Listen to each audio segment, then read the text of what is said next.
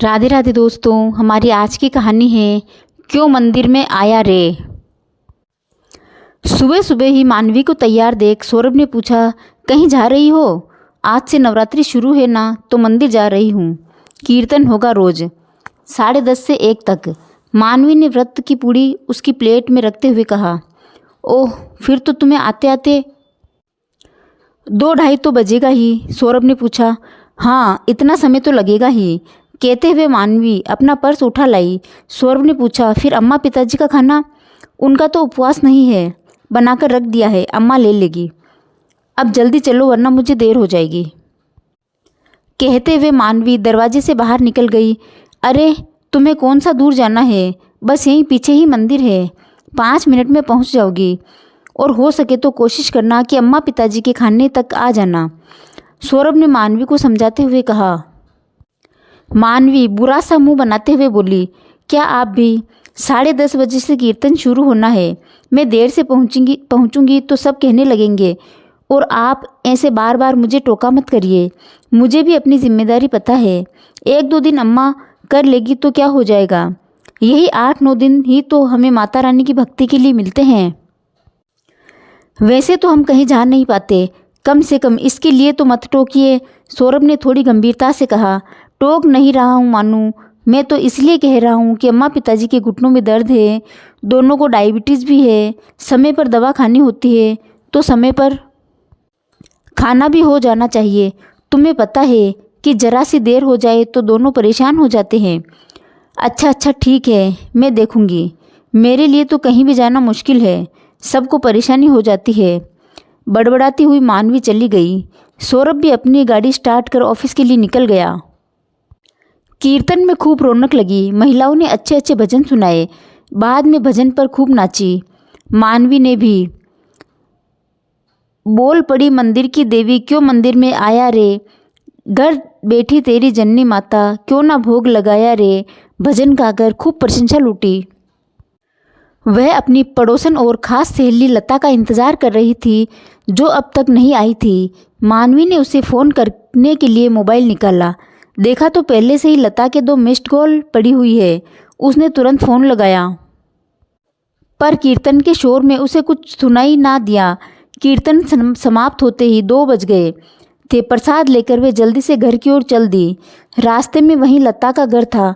सोचा पता कर ले कि वह आई क्यों नहीं। दरवाज़ा लता ने ही खोला, वे कुछ परेशान दिखाई दे रही थी। क्या हुआ, तुम आज कीर्तन क्यों नहीं आई? मानवी ने अंदर जाकर पूछा।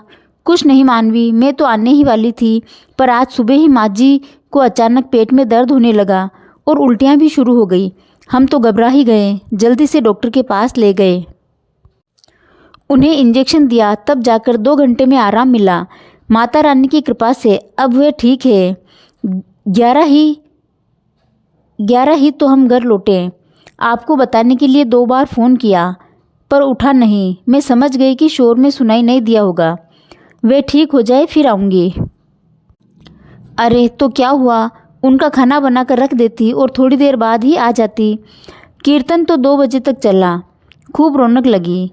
ये तो हमारा भाग्य है कि ऐसे माता रानी के भक्ति भजन करने का अवसर मिला है, वरना घर में साधारण पूजा पाठ के सिवा हम कर ही क्या पाते हैं, और सारा समय तो घर वालों की सेवा करते ही बीत जाता है। मानवी ने जोश के साथ कहा।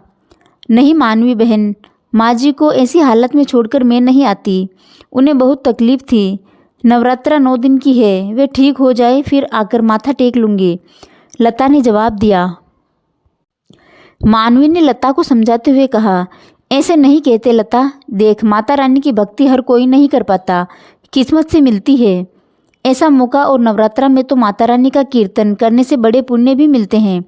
इसीलिए तुम कल से ज़रूर आना, माता रानी सब ठीक करेगी। आंटी जी का खाना बनाकर रख देना, उनके पास वह खा लेगी। पाप और पुण्य तो मैं नहीं जानती मानवी बहन, लेकिन माँ जी को ऐसे बीमारी में अकेले छोड़कर मैं नहीं आऊँगी। मैं जब भी बीमार पड़ती हूँ वे मेरा बहुत ध्यान रखती है। मुझे याद है जब चिकनगुनिया हुआ था, तब भी वे मेरे लिए रात रात भर जगती थी। माता रानी की भक्ति तो मैं घर में भी कर सकती हूँ, लेकिन माता पिता, सास ससुर की सेवा का अवसर भी किस्मत से ही मिलता है। मेरे लिए तो यही सबसे बड़ी भक्ति है। मेरी सासू माँ को इस समय मेरी ज़रूरत है, इसलिए उनके ठीक होने तक मैं कहीं नहीं जा पाऊँगी बहन। मुझे माफ़ करना, अब चलो फिर मिलते हैं। उनके लिए नमकीन दलिया बनाई है, उन्हें खिला दूँ। जय माता दी कहकर लता अंदर चली गई। मानवी ने प्रसाद देने के विचार से कमरे में जाकर देखा तो लता अपनी सास को सहारा देकर बहुत प्यार से दलिया खिला रही थी और सासू माँ आशीर्वाद भरा हाथ उसके सिर पर फिराती जा रही थी। वह चुपचाप घर की ओर चल पड़ी। एकाएक उसके मन में विचार उठा कि वह तो सुबह खाना बनाकर अपना काम कर चली आई थी। क्या उनकी जिम्मेदारी इतनी ही थी? उसने एक बार भी नहीं सोचा कि अम्मा पिताजी ठंडा खाना कैसे खाएंगे। पता नहीं उन्होंने खाया भी या नहीं, और उन्हें तो दवा भी खानी थी। अब तो बहुत देर हो गई। क्या सास ससुर की सेवा छोड़ माता रानी की भक्ति करने से उसे वाकई पुण्य मिलेगा? सही मायने में तो लता अपनी सास की सेवा करके भक्ति कर रही है। उसने मन ही मन सोचा और तेज कदमों से घर की ओर चल दी।